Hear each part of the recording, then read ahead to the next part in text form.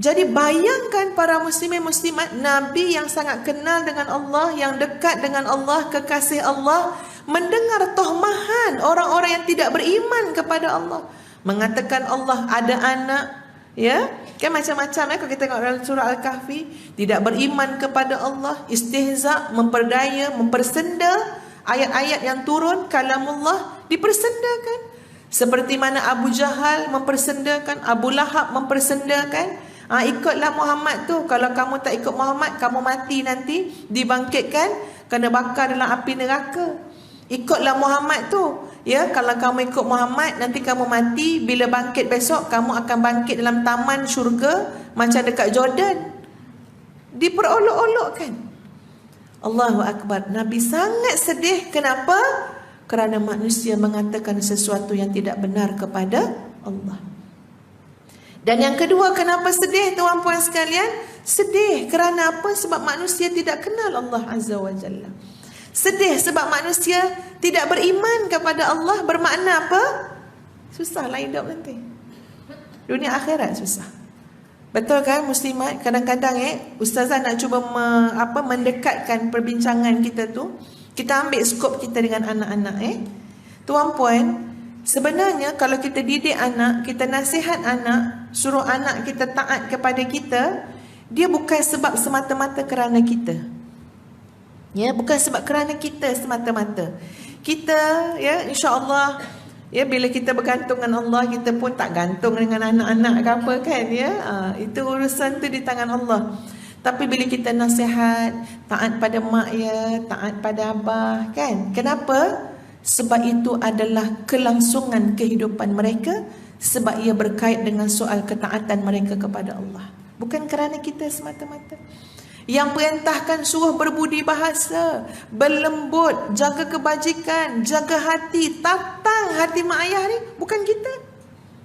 Bukan kita. Siapa yang perintahkan? Wa qadha rabbuka alla ta'budu illa iyyah wa bil walidaini ihsana.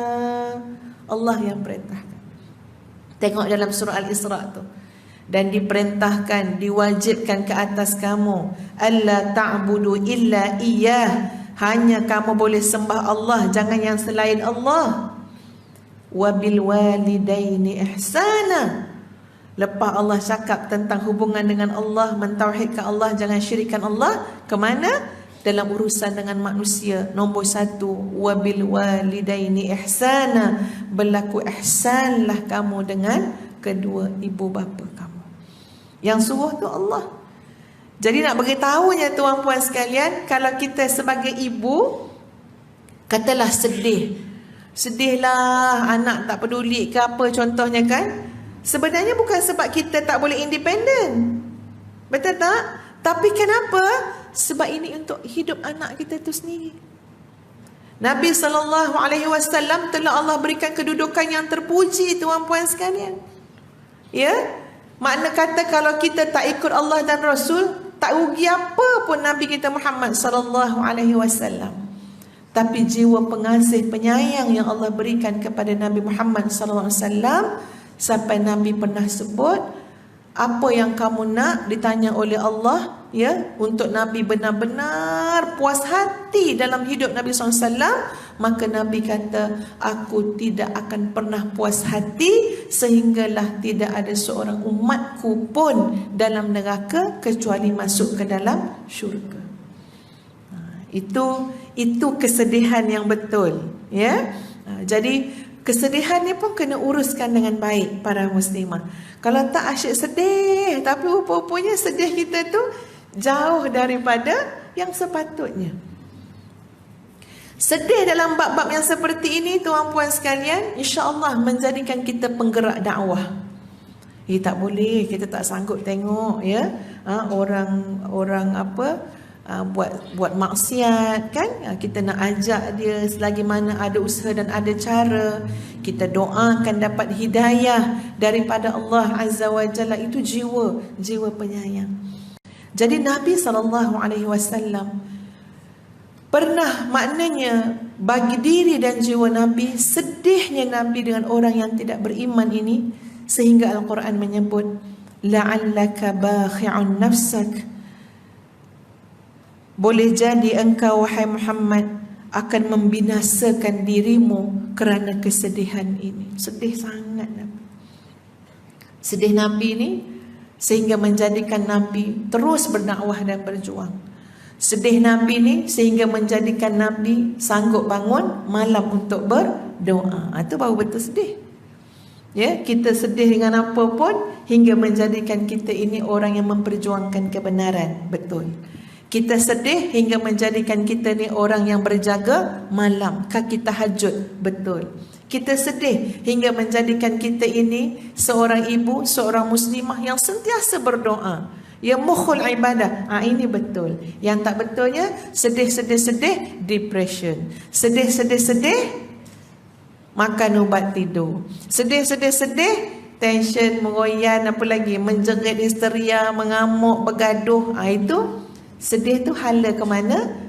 Hala ke lain, jadi penilaian balik, betul ke kesedihan yang sedang aku tanggung ini? Atau sebenarnya ini hanyalah mainan emosi semata-mata? Kena tengok balik, ya. Baik. Dalam ayat yang keempat, jika kami mengkehendaki, nescaya kami turunkan kepada mereka mukjizat daripada langit yang akan membuat tengkuk mereka tunduk dengan rendah hati kepadanya. Allahu Akbar, ya. Ustazah kalau baca ayat-ayat macam ni, tuan-puan sekalian, memang kita nak ajak supaya apa? Bawa dekat dalam hidup kita. Bawa dekat. Betul, ini cerita tentang Nabi SAW dengan kafir Quraisy kat Mekah.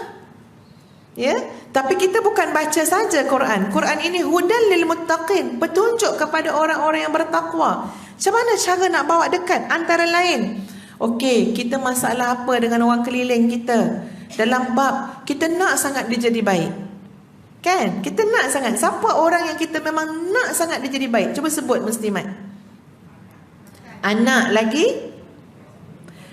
Suami, bapa anak lagi? Adik-beradik lagi? Kawan-kawan, ahli keluarga. Betul, ahli keluarga, ya Allah, tuan-puan. Menangis tahu kalau kita tengok ahli keluarga kita ada yang tak solat. Kesian, menangis.